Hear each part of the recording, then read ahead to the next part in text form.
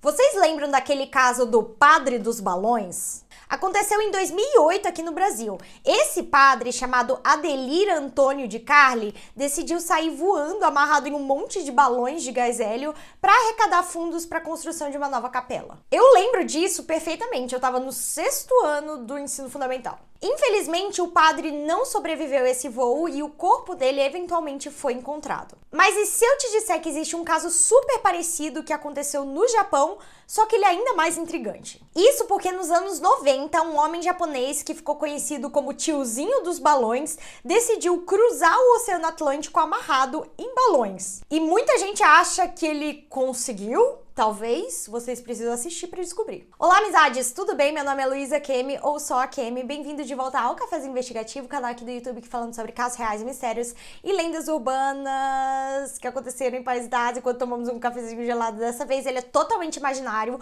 porque eu estou gravando de noite e estou com um pouquinho de arritmia, o que não é muito bom. Eu passei essas últimas 2 semanas de setembro criando a minha estratégia de comunicação para quando eu for nessa viagem pra Coreia. Porque quando eu tô lá mesmo, a minha rotina de gravação é bem intensa. Toda hora eu tô gravando uma coisa, editando outra, então eu já aprendi a minha lição, que é melhor deixar um cronograma de postagens pronto antes do tempo. Como o meu objetivo também é captar novos seguidores, eu fiz um brainstorm de novos conteúdos que eu poderia criar, pensando estrategicamente no público-alvo que eu quero atingir. Tá, e por que eu estou falando tudo isso aqui?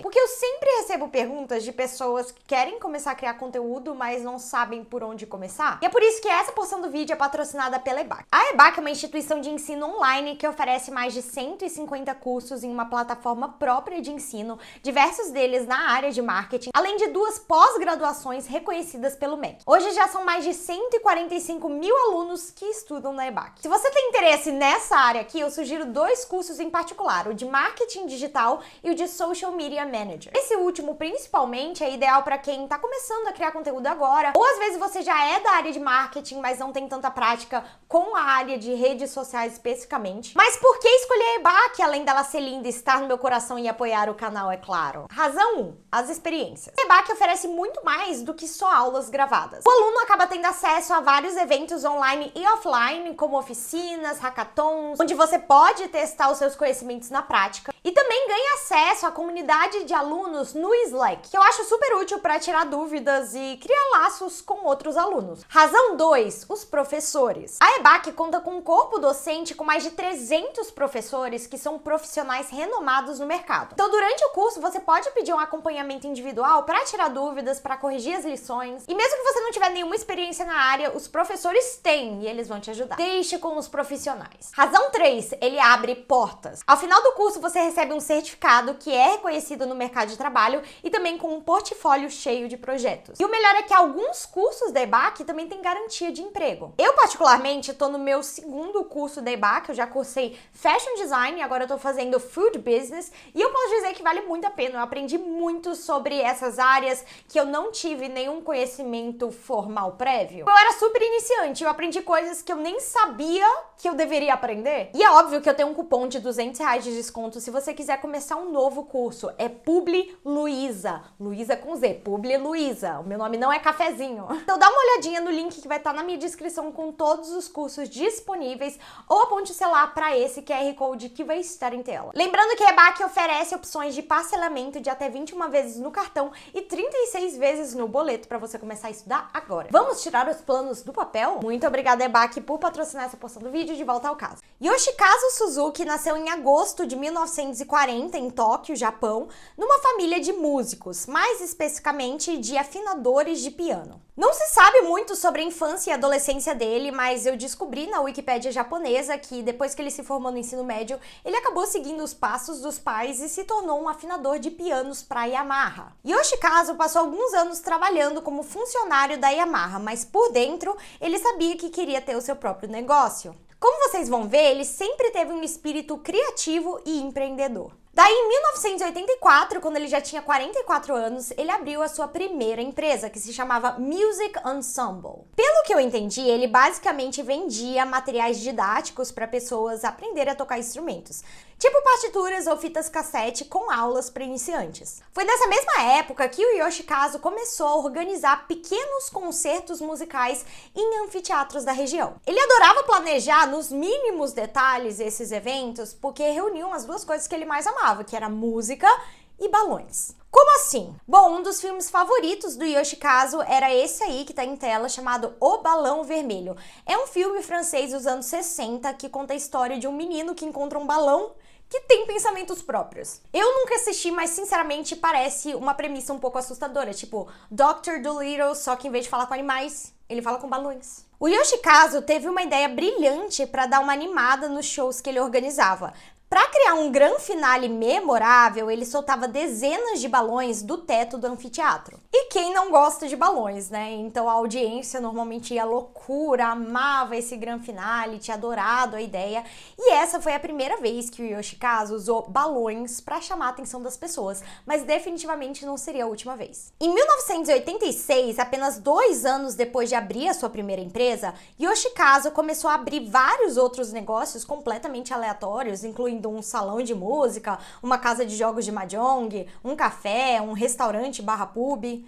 Ele até chegou a se tornar agente de uma cantora argentina de tango chamada Graciela Susana por um tempo, o que é extremamente aleatório. Ele realmente parecia as irmãs Kardashian abrindo 20 negócios diferentes para ver o que realmente funciona, só que diferentemente das Kardashians, o Yoshikazu não era multimilionário. Por incrível que pareça, nenhum desses negócios teve sucesso e tudo acabou falindo, inclusive aquela primeira empresa que ele tinha fundado, a Music Ensemble. Provavelmente porque ele dividiu os seus investimentos em muitos negócios e super rápido. Se ele tivesse investido talvez em apenas uma empresa, aquela que ele começou, ele talvez não estaria nessa situação. Até porque música era a verdadeira paixão dele e era uma coisa que ele entendia. Em março de 1989, aconteceria na cidade de Yokohama um evento chamado Yokohama Expo, que pelo que eu entendi era uma exposição cheia de pavilhões onde empresas e empreendedores poderiam mostrar os seus produtos ou serviços para o público. Os organizadores do evento prometeram para os empreendedores que já tinham investido algum dinheiro ali para alugar uma tenda no evento que teria um fluxo de pessoas de mais de 100.000 visitantes por dia, gerando vendas de mais de 1 milhão de ienes por dia, o que era bastante coisa. E adivinha quem pensou? Nossa, que oportunidade maravilhosa, eu deveria investir todo o meu dinheiro aqui mesmo não tendo mais dinheiro. O Yoshikazu. Ele investiu 30 milhões de ienes em uma barraquinha nesse lugar. O ChatGPT me disse que isso dá mais ou menos uns 214 mil dólares americanos. A esse ponto eu não sei nem mais o que ele estava vendendo, mas ele tinha uma lojinha lá. E para atrair novos clientes para sua loja, ele mandou fazer a fantasia do personagem Burua-chan, que era o mascote do evento, para usar. Então ele andava pela exposição vestido desse personagem, tirando fotos com o pessoal, para depois chamá-los para sua loja. Mas infelizmente, depois de gastar tanto tempo planejando, gastando tanto dinheiro, o evento foi um fracasso. Se os organizadores prometeram 100 mil pessoas por dia, o número real era mais ou menos 30 mil ou 40 mil, o que é bastante gente, mas era menos da metade do que foi previsto. Pior ainda eram os lucros com as vendas dentro do evento, porque os lojistas não ganharam nem 10% do valor que os organizadores prometeram. Ou seja, grande parte desses empreendedores ficaram no prejuízo, muito prejuízo. E aí, sabe o que o Yoshikazu fez? Será que ele foi para casa? Será que ele desistiu? Não, ele protestou. Usando aquela fantasia de personagem, o Yoshikazu subiu numa torre de 30 metros de altura e colocou um banner no topo exigindo que os organizadores do evento abrissem uma das entradas que davam para o estacionamento. Porque a loja dele ficava bem do lado dessa entrada, então se eles abrissem ia garantir um maior fluxo de pessoas por lá. A polícia foi chamada, mas mesmo assim o Yoshikazu se recusava a descer. Na verdade, pelo contrário, ele ficou lá em cima posando para os jornalistas que estavam tirando fotos. Imagina essa cena. Por algum milagre, o Yoshikazu não foi nem preso, nem banido de participar do evento depois dessa palhaçada toda. E acabou que os organizadores até acataram uma nova ideia proposta por ele, dele para atrair mais visitantes. Ele sugeriu colocar um balão de ar quente no meio do evento para levantar os visitantes a uma altura de 10 a 20 metros. O balão ficaria amarrado no chão com cordas, então a ideia não era fazer os visitantes saírem voando mesmo, assim. Era só, tipo, levantar eles alguns metros de altura. E os organizadores acharam essa ideia maravilhosa, porque eles poderiam cobrar a entrada para os visitantes subirem no balão e também ia chamar bastante a atenção do pessoal que estivesse andando do lado de fora da exposição.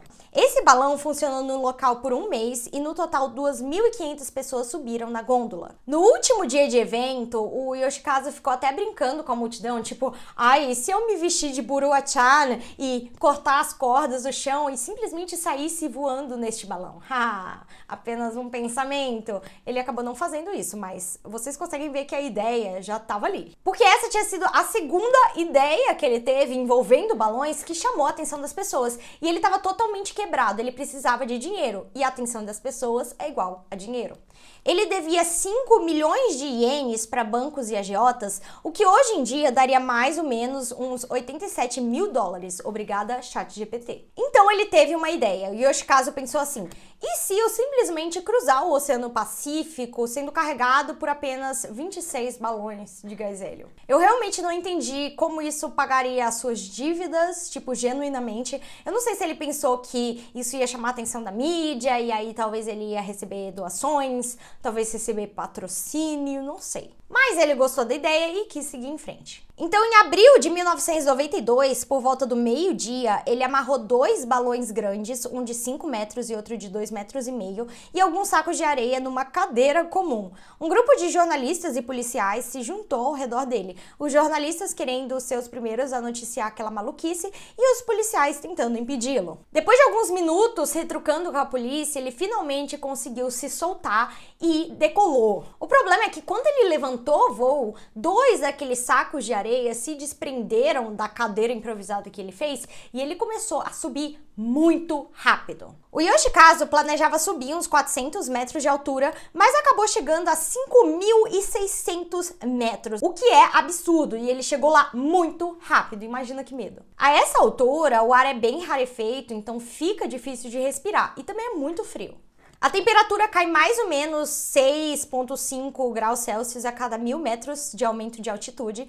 E nessa altitude que ele estava, devia estar muito abaixo de 0 graus, tipo menos 10, menos 20, o que é impensável. O Yoshikazu até chegou a pensar rápido. Ele pegou um isqueiro que tinha levado com ele e estourou um dos balões maiores. Só que da mesma forma que ele subiu super rápido, ele começou a descer super rápido depois que ele conseguiu estourar esse balão.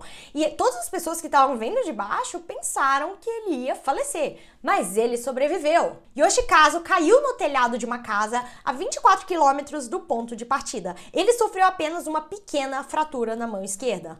Realmente a primeira experiência individual do mundo.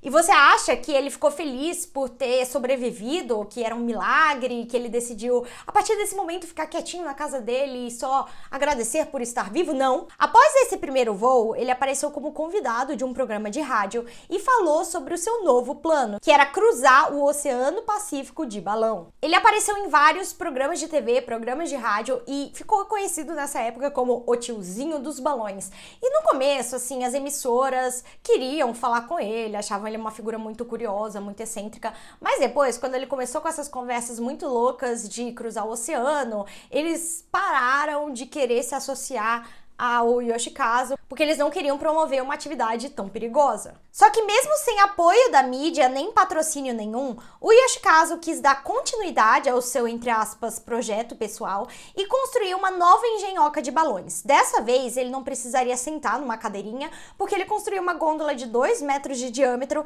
e mais ou menos 26 balões de hélio. Ele anunciou que no dia 23 de novembro de 1992, ele alçaria seu primeiro voo nessa nova engenhoca que ele criou. E ele até teve que dormir na praia de um dia para outro para proteger os seus balões, porque ele alçaria voo da praia. E o governo deixou ele fazer isso? Não exatamente. Quer dizer, depende. Ele disse que apenas realizaria um teste com esses balões e que em todos os momentos ele ficaria preso ao solo com cordas, então o governo permitiu, contanto que ele não soltasse as cordas. Mas o intuito dele sempre foi soltar as cordas e sair voando. Ele queria cruzar o Oceano Pacífico e chegar nos Estados Unidos, mais especificamente em Nevada, o que é um destino completamente aleatório. Então, secretamente, ele colocou na gôndola mais ou menos uma semana de mantimentos, tipo comida, roupas, garrafas de álcool, sem contar um telefone, um sinal de socorro e um paraquedas. Depois de realizar um teste, ele finalmente soltou as cordas